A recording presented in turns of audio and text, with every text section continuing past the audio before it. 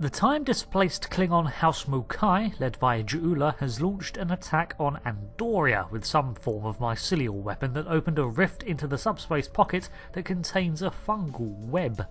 This is well beyond our area of expertise, and all references to such a phenomena are intensely classified by Starfleet Command.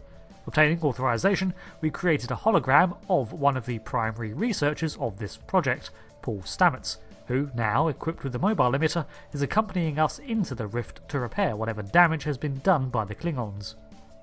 We are also joined by a manifestation of the Jasep, native intelligent life in the form of a colleague from our past who seeks to help us undo the damage.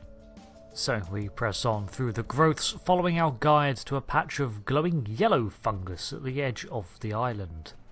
Above it is some stream of energy or particles. We can use this to move quickly. It will let us travel through the network to another part of the realm. So there is a stream of something that flows throughout this realm and can act to convey matter from one point to another. We stand bathed in the glow and then are swept away by the current. Is this what the spore drive taps into? After a few seconds of disorientation, we find ourselves on solid ground once more, far from our original place, now on a separate island. Interesting. This might be a tardigrade birthing ground. Try not to scare the little ones, okay? I don't think we'd survive an encounter with an angry adult tardigrade, let alone several. Tardigrades? Like the one that mauled me in the past? We should take a few scans at least. The liquid sources here may tell us more about them as well. Tardigrades can put themselves into a desiccated state to survive without water, but they still need it to remain active and to grow. Take a sample from the center of the pool. That should provide useful information. Very well. Starfleet, you can't take the Explorer out of us, even after so many battles. There are numerous little tardigrades running around this island. They seem unfazed by our presence, but still probably best not to touch. Interesting. Even baby tardigrades are extremely tough. Our scans complete, it scurries off into the undergrowth, before coming back and then going away again. They certainly are excitable little buggers, aren't they? But this confirms that the USS Glenn, which we visited back in 2256, was indeed involved in research related to this realm, considering they had one of these, full size, in a lab. The fluid sample shows a high level of nucleotides and proteins. This serves not only as a liquid source for the local flora, but also a nutrient carrier. These proteins include compounds associated with the formation of neurotransmission and memory. High protein water with the founding blocks of DNA in it? Does it hold information? Memory? It's possible that the liquid carries information in the form of protein compounds, and that specific fungi may release chemicals into the fluid that allow for widespread communication. So the flowing water around here carries information like a nervous system around this entire ecosystem. Don't drink it then. In fact, I probably shouldn't be standing in it either. I'm beginning to see why this ecosystem is so fragile. It seems everything in here is dependent on everything else. The tardigrades are of the realm. They live in harmony within the forest.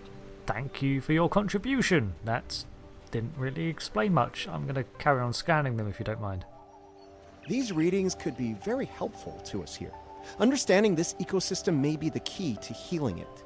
Agreed, but we still can't take too long. The damage may be spreading. So this whole realm seems to depend on the free flowing of matter, energy and information. The water sources carry literal knowledge around, fed by the mycelium and in turn providing nutrients to other life forms here. But the fact that it is flowing on such a self-contained island suggests that these waters are not as self-contained as they may appear.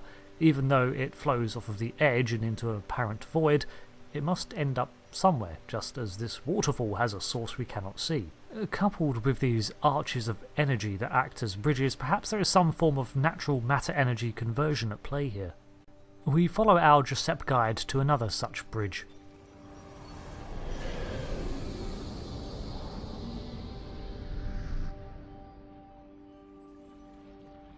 Look, see that? That's definitely not Klingon tech. It's running clean, too. No radiation or harmful emissions. Whatever it is, it's not part of the problem here. I'd like to take a closer look, if you don't mind. Whatever it is, it's certainly noisy, but we need to know if there's another party at play here, so yes, let's take a closer look at it.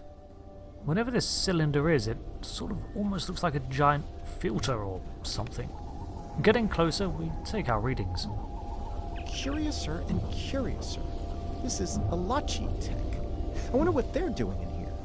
This device appears to collect spores floating in the atmosphere. Based on what we know about Elachi, I think it's collecting food for them. Elachi? They are one of the few sentient fungal-based lifeforms we've encountered, and they're also hostile, at least the ones we've met have been. Elachi are, like the Giuseppe, part of this realm. They lived here before they went to serve and fight in your realm. Now some of them have returned. To serve and fight? You're talking about the ones that enlisted with the Iconians. Maybe.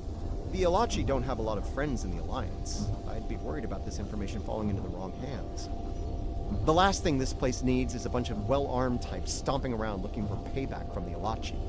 I understand your concern, but I still want to know what they're doing here. Incoming! Elachi transporter signatures? Oh, look at that, they're hostile. Something's wrong with the Elachi. They have the sickness. Fine, stun them if you can. We target these Elachi and aim to subdue. For a recap, the Elachi were first encountered in 2151 by the Enterprise NX-01 in the episode Silent Enemy. They eventually made themselves known again in a big way in 2409 when they attacked several Romulan colonies in the wake of the supernova. They aggressively bombarded Virinat and abducted countless Romulans for some, at the time, unknown purpose, and many were lost. It was soon uncovered that they were working alongside the Tau Shiar, and some of these abducted were being ferried to labs for experimentation, including the Tau Shiar sites on Nimbus 3.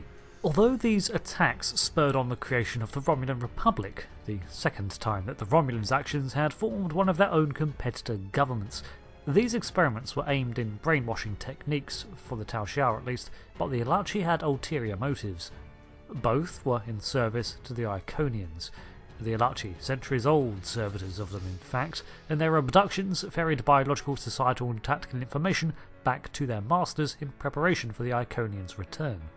On top of this, a mission into a subspace pocket revealed an Elachi station where more of their captives were found, and the final reason for the Elachi's abductions was revealed. They could convert other species into more Elachi, infecting them with spores that took over and mutated their host, eventually creating a new Elachi from the remains. These aliens have ever been encountered as foes of the Federation, Klingons and most Romulans, and in fact any species not allied with the Iconians, so it's only natural for Stamets to show concern at the idea of retribution. And now that the Iconian War is ended, their former servitors have abandoned that ancient empire, which now itself is focused on preserving what it has left. We knew of the Elachi's fungal nature, and have even seen them utilise some form of teleportation technology that we never understood. Clearly they were using the spore drive before it was the hip thing to do. And now these Elachi are attacking us, and despite the Giuseppe's insistence that they are not hostile, current circumstance and past experience make me wary. Those Elachi were of the realm, but they were sick. Toxic, like the yield tree. Their devices were corrupt as well. If we cannot cure the Elachi, we must cull them from the realm before the sickness spreads. So whatever infection is spreading through the mycelial web, it's driven the Elachi insane? I'll bear that in mind. After all, we know very little of this home dimension, but given the very in-sync nature of everything that dwells here, I can understand why they may have been corrupted too. As we head further in, we note a change in scenery. Patches of once vibrant neon colours have given way to burnt, brackish hues and sporeless growths. Clearly this is the infection that the Giuseppe spoke of. No sooner than we enter this stale land, corrupted Elachi emerge from the undergrowth to attack. You see? Look. Look here. It is corrupted. The device makes it grow in a strange, toxic way, and it spreads the sickness. We can see burning red spores on both this tree and the fallen Elachi, so finding our first patch of sickness, we give it a scan. Lots of yield tree growth here. That's not a good thing. The corruption is getting stronger. So the yield trees are being accelerated by whatever the Klingons have done here, which in turn is spreading a poison throughout the interconnected nature of the mycelial plane. Ahead we can see a large structure that appears to be of Elachi origin. We attempt to take more readings of the sickness, but unfortunately this place is defended by more corrupt Elachi. We prune back the sickness a bit more before taking further readings and samples of the yield tree growths. This fungi is being mutated by Harg-Peng radiation. Not good. Harg-Peng is a damaging radiation that is lethal to most organic life and has been utilised in torpedoes before. It has a characteristic purple glow and bypasses deflector shields. We arrive at this Elachi-looking base and access its records. Looks like this used to be an Elachi research outpost. They were starting to build defense systems in response to incursions from our space. Bet you can't guess who was responsible for those. House Mokai and Ja'ula, I'm guessing. So these Elachi were trying to deal with her as well as us. A mutual adversary. Unfortunately, the radiation from Ja'ula's tech had a negative effect on the Elachi. They began to mutate, and their higher brain functions started to deteriorate. Looks like a team decided to head deeper into the network to deal with the problem. There aren't any coherent entries after that. Considering the state of this place, they were either too slow and succumbed to the corruption, or were killed. We must go deeper into the network, toward the source of the corruption. If we can find some more sentient Elachi, maybe we can work something out. If this really is their home, as it seems to be, well then they're far better equipped to deal with intruders than we are. We never saw them much as anything other than the Iconians' creepy servants, but perhaps they have an entire society all of their own before this sickness, before the Iconians.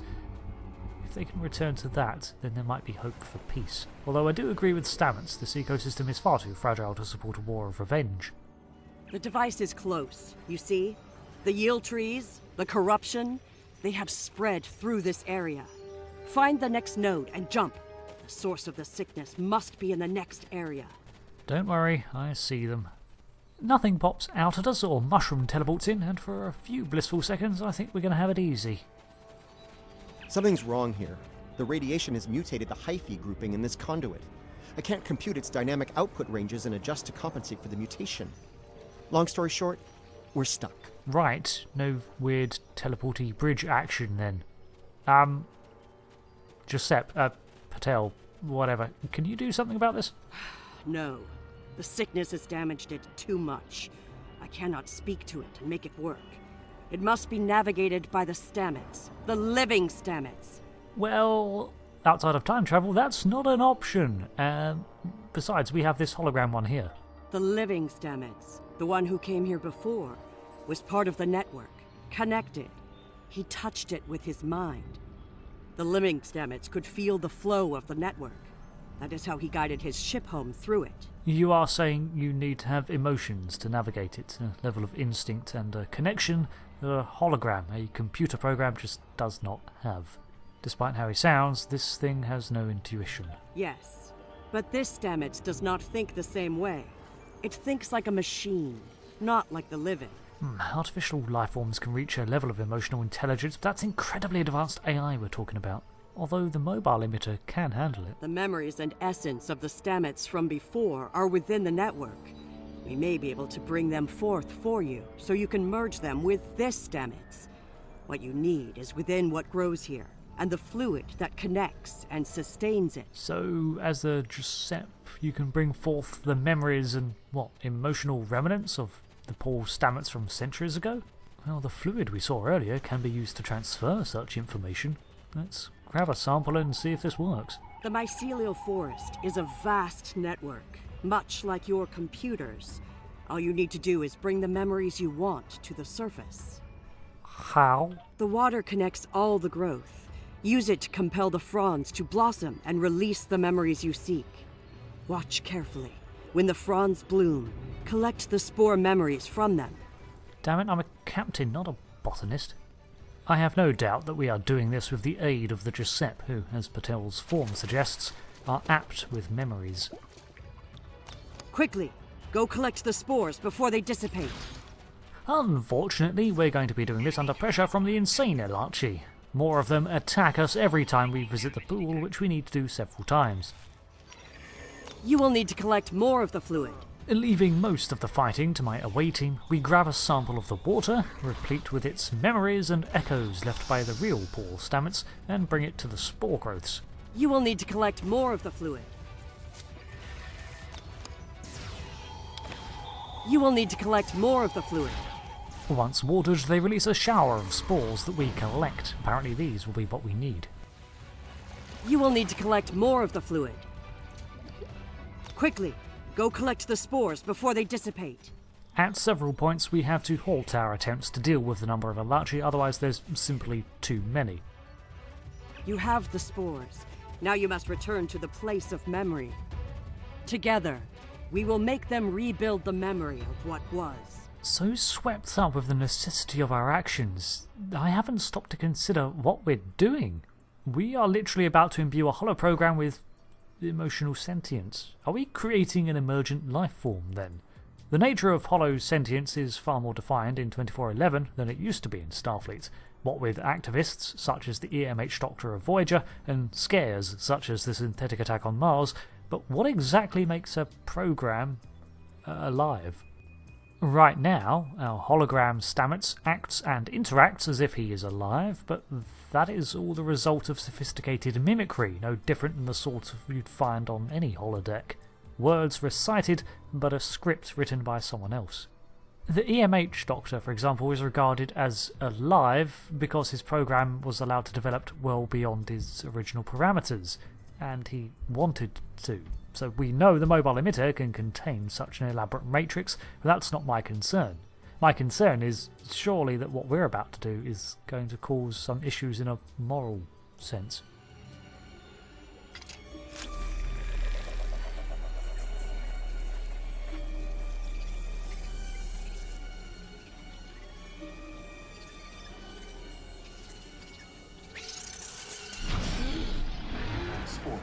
They're the building blocks of energy across the universe. Look how it interacts with the spores. It's as if I don't know where to go. You only do it for me. I could be your dad. I love it when you only do things for me. You the thread that weaves life through space. I so hoped you would find your way. I can't even find my way out. Follow the music, Paul. I'm not going anywhere. Open your eyes. Hugh? Okay. I know what I need to do here. Aw. Hugh, now I know what it was like for you when you came back. Now it's my turn, except you're not here. None of you are. Burnham, Tilly, Saru, all of you. You're gone. It's just me now. What's left of me, at least. Okay, so are you alright? I'm gonna need a moment here, okay? This is a lot to take in. Of course. Okay. Everything's all coming together in my head now. I can navigate the network again. I can do this. Okay, well, I guess welcome back, Commander. Existential crisis later? We are alike now, both created for a purpose, but with the memories of someone else. The memories of a life not entirely our own. But we are alive. You do certainly seem to be alive, with lives of your own and choices to make. Oh, I've probably broken some convention or another, haven't I? Patel may be a living thing, but what about me?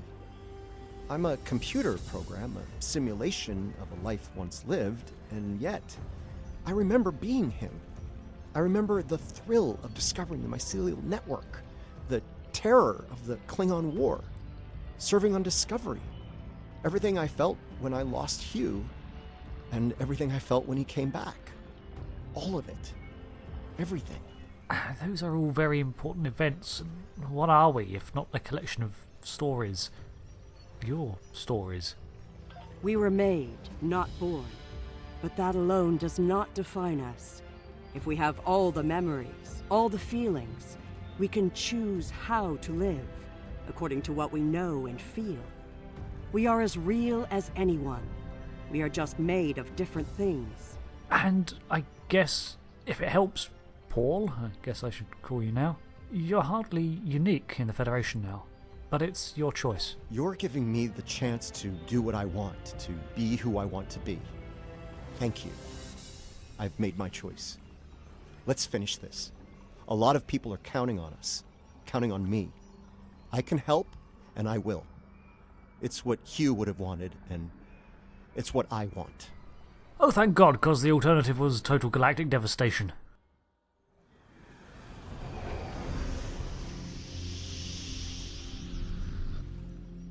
The sickness. It is strong here. It is dangerous. Already many of the Elachi have become sick and corrupted. I take it we're getting closer to the source of all this then. Well, that's good. There are 3 devices up ahead. You must disable them. Righty-ho, let's get to work, team. As Giuseppe Patel predicted, however, there are already swarms of corrupted Elachi attacking anything on sight. There are the devices up ahead. Interesting. I can see a tardigrade ahead, and it's not bothered by the radiation or the yield tree's poison. Hardy creatures indeed. They are of the realm, but the sickness doesn't affect them. It should. They eat overgrown blooms. They drink the water. Somehow, they remain strong. Let's water bear that in mind. If they're immune, they could be of use. Right now, the radiation is creating more overgrowth than the tardigrades can eat. If we take out Ja'ula's device, the corruption will stop and the growth rate will return to normal. Then the tardigrades will eat the surplus overgrowth, corrupted or not. Given time, they should slowly bring the ecosystem back into balance. It'll stabilise itself in the end if we can just deal with the outside influence. Good. Good. We spot one of the devices ahead, but it's completely inaccessible thanks to being overgrown in yield. This could be tricky. We can't disable the probes without clearing the corrupted mycelium, and we can't do that without risking detonation. We're going to need to think outside the box on this one. I'm listening. Put that newfound creativity to use. We need to convince a hungry tardigrade to come to the buffet table, so to speak. If we can lure one of them to the probes, it might clear the overgrowth to a point where we can safely disarm them. Okay. I'm thinking we use the healthy spore samples we collected earlier, if you're willing to wave a carrot in front of a hungry, practically indestructible 8-legged horse. Ha! You know, I think I liked it better before you were sentient. Oh, and there's Elachi. We drive off as many of the fungal Elachi as we can before setting about Commander Stamets' madcap scheme. We open up the can of fresh spores we collected earlier and use them to make a trail of appetizing shroom salad right to one of the trapped Klingon devices. Once there, the tardigrade, that I'm going to call Nibbles, sets about feasting on the corrupted mycelial cage. The tardigrade's done. Disable that probe. Excuse me, Nibbles, I just need to get there. Okay, no, it's fine. Good work. Now lure the tardigrade to another probe. Alright. No, don't eat me, don't eat me, don't eat me, don't eat me. Okay, emitter 2 thoroughly being chomped upon. The tardigrade's done. Disable that probe. And I'm on it. Just stay that side. Don't come over here. Nice! Only one more to go. And of course, with every step of the way, there's more Elachi to contend with. The tardigrade seems completely unfazed by all of it, however. It's just interested in nibbling on things.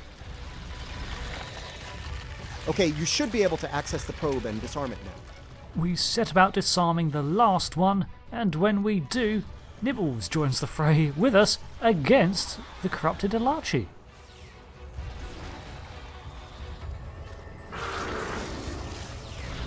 Eventually, with no small contribution from him, we clear the area. Hopefully, that's job done. This is all starting to come together. Ja'ula's plan, that is. I think I understand what she's trying to do. Alright, you mean aside from just, make a galactic mess of things? By all means.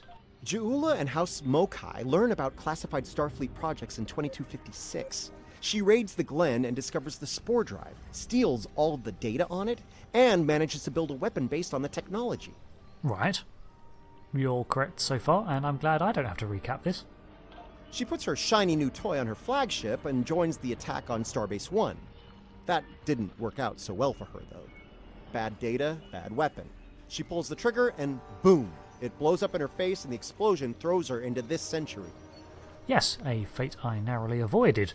Well, for a few years at least. Unrelated story. Ja'ula works out the bugs in her weapon's design. She determines that mutated spores are a critical component, so she sets out to get more of them. That's where the probes come in. She fires them into the network, they beam out Harg-Peng radiation, spores mutate, and Ja'ula gets more ammo for her weapon of mass destruction. Right, so the purpose of these devices was to supply her weapon, which is now working properly. Oh dear. Problem is, she didn't think it through. The radiation causes unexpected side effects, as we've seen firsthand.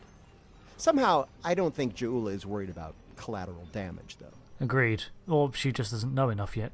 Knowledge is power. Now that we know what she's up to, we can take steps to put an end to her plan and protect the network from her actions. Hopefully we'll be able to work with the Josep on this. Who knows, maybe the Elachi will join the fight. The sane Elachi, that is. Yes, I wouldn't say no to their help. Speaking of, you'd have thought they'd have had this area under observation, considering what was going on. Where are they? No argument there. Wait, did you hear that? Something's coming. Something big. Not another tardigrade. They don't get bigger than that, do they?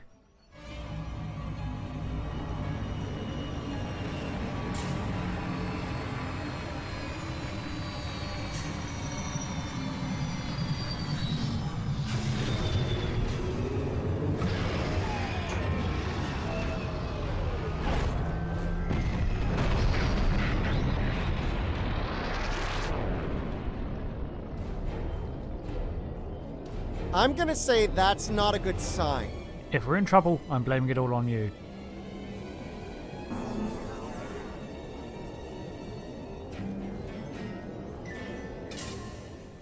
An Elachi walker sets down before us and several disembark. However, they look a little different from the Elachi we've encountered before.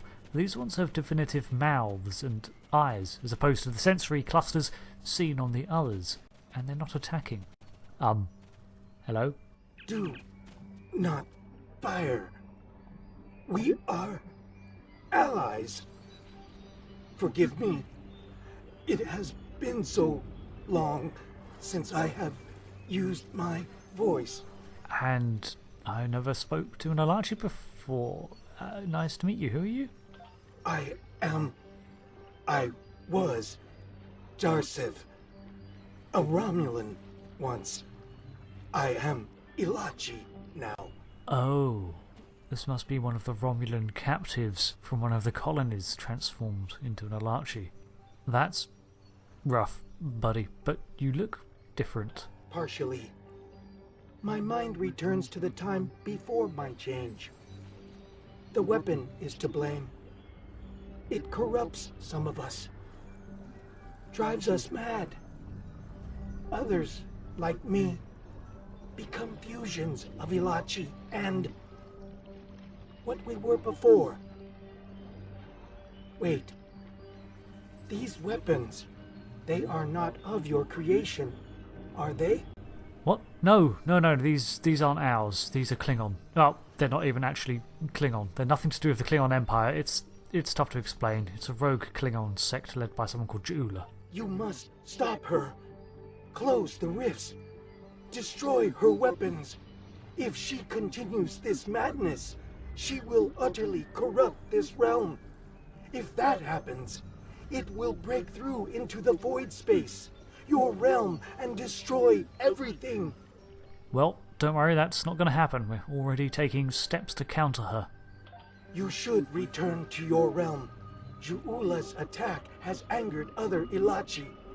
They are taking a fleet to destroy anything on the other side of the rift. What? That's not fair. We need to get back to our ships. You must leave now. Go to your realm and help your people while you can. Thank you for your help, by the way. It is our way. The Josep thank you for removing the sickness. We will work with Tarsev and other Elachi who wish to stand together against Ja'ula. We believe we will meet again, friends. Goodbye. In that case, until next time, and I look forward to talking in the future. With the corruption averted for now, and peaceful contact made with the Josep and at least some of the Elachi, we return to regular space in order to prepare for the other Elachi's misguided counterattack. We're receiving your data now. No sign of our House Mokai friends, but something's definitely happening with the rift. Based on what you've found out in the network, we'll be able to close it, but we'll need to get several external readings before we're ready to try. Alright then, but be warned, the Elachi counterattack is coming and House Mokai may still return. Riskava and Hoffman can head to opposite ends of the rift. From there, we should each be able to get a differential reading. Once we have enough data, you can use a deflector modulation to close the rift. Joint effort then. Good, move into positions, but watch your backs. House Mokai could still return and they might be cloaked. Those Elachi ships, they're using spore drives. Oh, right, yes, they've had them for quite a while. The Elachi drives make them basic. I kind of hate them now. The Hoffman is in position. Initiating scan. The USS Hoffman begins collecting the data we're going to need to close this rift. The Riskava is in position. We're ready to close the rift. Diverting power to defense systems on Riskava. Covering fire would be greatly appreciated. 2 seconds, Kamaki, we're right above you. While the two science vessels set about their work, we provide covering fire along with the Andorian Imperial Guard.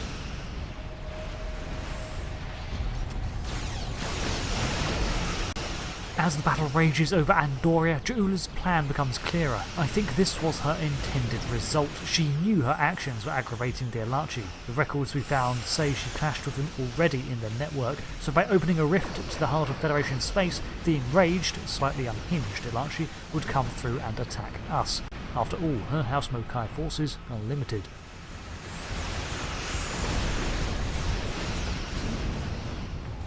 This is the Hoffman. We've completed our scan. Standing by to close the rift. This is the Riskava. We've finished our computations and are switching. Heads up, I'm reading a huge spike in the rift. Something big is coming through. Oh great, an Elachi battleship. The larger Elachi vessel is stopping us from getting where we need to be to launch our pulse and seal the rift. We're probably going to need more reinforcements. Thankfully, they're on their way. Captain Sean, all Alliance forces. The Enterprise is here to help. Captain Sean of the USS Enterprise arrives in system. It's only fitting he be here to defend his homeworld. The Armiger forms up on the Enterprise's path to provide a concentrated attack against the Elachi in order to drive them back. Together, the combined attack begins to break through the mighty foe's shielding.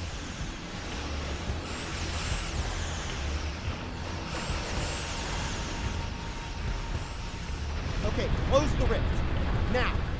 With its destruction, we activate our deflector pulse combined with the efforts of our science teams to seal the mycelial rift. Wow, that actually worked. I can't say I didn't have doubts at first, but whew, well done.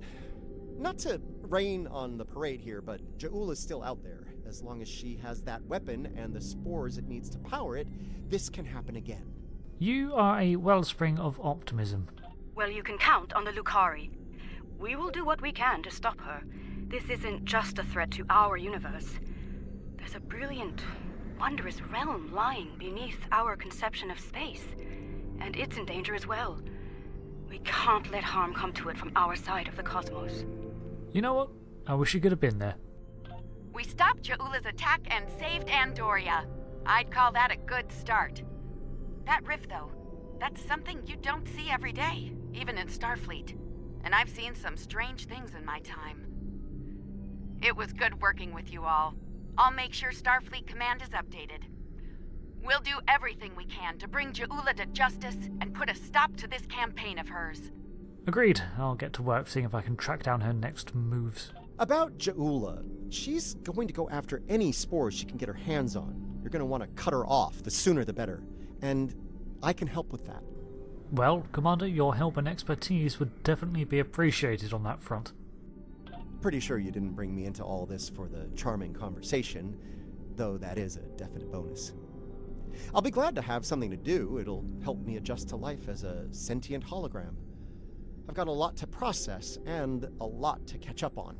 Yes, well, I can help prepare a temporal briefing for you. I went through a similar thing myself. There's a lot to cover. A lot has changed since the 23rd century. That might be the understatement of the 25th century. Short term, I'll start putting together a list of known spore colonies. We need to keep an eye on those. If we're lucky, we'll catch Ja'ula before something like this happens again. Yes, that will be incredibly useful. A lot of the information pertaining to your research is fragmented, redacted, lost, buried.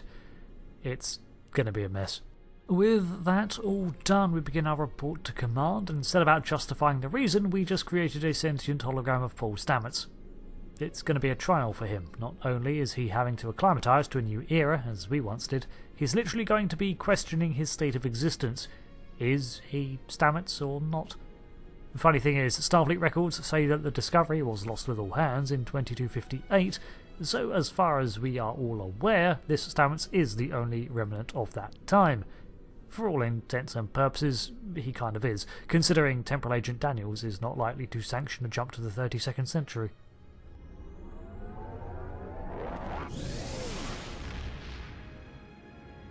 What an extraordinary series of events! The Mycelial Network will be of great interest to the Lucari, I can assure you. Our own astromycologists will want to study it as soon as possible. I do hope the Alliance is able to put a swift end to Ja'ula's campaign. The thought of her using spores as part of a weapon, it's unsettling. If she's able to perfect that technology, no one will be safe from her wrath. Finally, please send my regards to Commander Stamets. It was such a pleasure to work with him, and I do wish him the best as he explores the galaxy in our time. I'm sure he'll be fine. Glad we could help out. So there we have it. The incident is all wrapped up and we are devising our next move in this pursuit. And thank you for watching this episode of the Star Trek Online story series as we continue to explore the ever-growing narrative of Star Trek Online. I've been Rick and I'll see you again for the next episode. Thanks again and goodbye.